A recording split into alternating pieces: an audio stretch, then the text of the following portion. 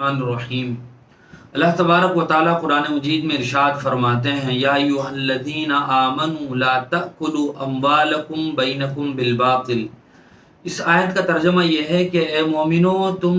ناجائز طریقے سے، غلط طریقے سے کوئی مال مت حاصل کرو، کوئی مال مت کماؤ، مت کھاؤ۔ اسی طرح اللہ تبارک و تعالیٰ ارشاد فرماتے ہیں، یا ایھا الناس کلوا مما فی الارض حلالا طیبا، کہ لوگوں، میں نے تمہیں زمین میں جو کچھ عطا کیا ہے تم اس میں سے پاکیزہ،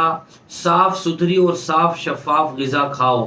اسی طرح اللہ تبارک و تعالیٰ نے اس روئے زمین پر بسنے والے اور اس روئے زمین پر آئے ہوئے لوگوں میں سب سے زیادہ جو مقدس ہستیاں گزری ہیں وہ انبیاء علیہم السلام کی مقدس جماعت ہے۔ ان کو اللہ تبارک و تعالی مخاطب بنا کر ارشاد فرماتے ہیں، یا ایھا الرسل کلوا من الطیبات واعملوا صالحا، اے رسولوں، اے نبیوں،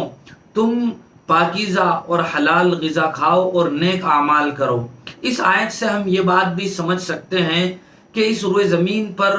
آج تک جو انسان آئے ہیں اور آئندہ جو آئیں گے، ان میں سب سے زیادہ جو مقدس ہستیاں ہیں، نفوس قدسیاں ہیں، وہ انبیاء علیہم السلام ہوتے ہیں۔ ان سے اس بات کی تاکید کی جا رہی ہے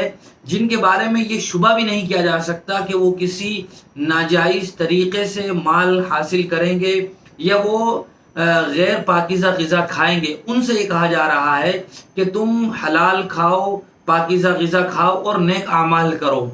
نہیں بلکہ ان کے واسطے سے ہمیں اس بات کو کہا جا رہا ہے کہ حلال غذا کھاؤ۔ اور دوسرا، اس بات کو سمجھنا ضروری ہے کہ حلال غذا اور نیک اعمال کا آپس میں بہت مضبوط رشتہ ہے۔ جب آدمی اچھی غذا کھاتا ہے، حلال کھانا کھاتا ہے اور حلال طریقے سے ہی مال کماتا ہے، تو اس حلال غذا کا نتیجہ یہ ہوتا ہے کہ ایسا بندہ اللہ تبارک و تعالیٰ کا برگزیدہ بندہ ہوتا ہے، اس کی طبیعت میں نیک اعمال کرنے کا جذبہ بیدار ہوتا ہے، اور ایسا آدمی برے کاموں سے، لہویات سے اور غلط باتوں سے اپنے آپ کو محفوظ رکھتا ہے۔ اسی طرح حضور اکرم صلی اللہ علیہ وسلم کا ارشاد گرامی قدر ہے، کسب الحلال فریضۃ بعد الفریضہ، یعنی جو فرائض چیزیں ہیں، روزہ ہے، نماز ہے، حج ہے، زکوٰۃ ہے، ان چیزوں کے بعد رزق حلال کمانا یہ بھی ایک بہت ہی اہم فریضہ ہے۔ لہذا اگر کوئی آدمی حلال مال کے بجائے حرام رزق حاصل کرتا ہے، حلال مال کماتا ہے، اگر وہ مال اس نے معاوضے کے بغیر حاصل کیا ہو، یعنی جیسے مثال کے طور پر ہم کوئی چیز بیچتے ہیں تو اس چیز کو بیچنے کے بدلے ہمیں پیسے ملتے ہیں، تو گویا ہم نے مال اور کسی پروڈکٹ اور سامان کے معاوضے میں پیسے حاصل کیے ہیں۔ یہ تو ایک طریقہ ہے۔ ایک طریقہ یہ ہوتا ہے کہ کوئی چیز نہیں ہوتی، ہم بغیر معاوضے کے کوئی پیسہ حاصل کرتے ہیں۔ مثال کے طور پر چوری ہے، ہم کسی کا سامان چرا لیں تو یہ ہم نے فری میں کسی کا سامان چرا لیا ہے۔ اسی طرح ہم سود کسی سے لیں، انٹرسٹ لیں، تو وہ بھی ہم نے کسی چیز کے معاوضے کے بغیر لیا ہے۔ اسی طرح ہم کسی سے رشوت وصول کریں تو ہم نے اسے کوئی چیز نہیں دی ہے، بلکہ ہم نے ایسا ہی اس سے رشوت کے طور پر پیسے لے لیے۔ تو کہا جاتا ہے کہ جو چیزیں آدمی معاوضے کے بغیر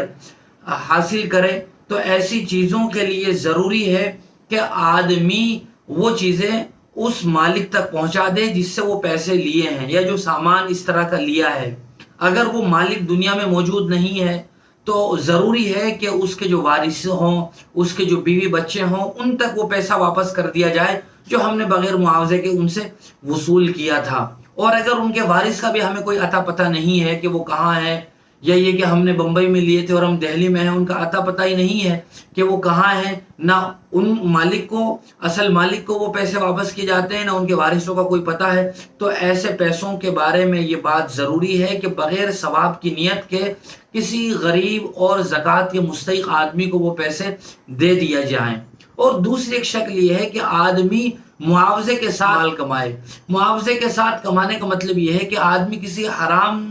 طریقے سے ملازمت کرے۔ مثال کے طور پر کوئی آدمی شراب کی کمپنی میں ملازم نوکر ہو،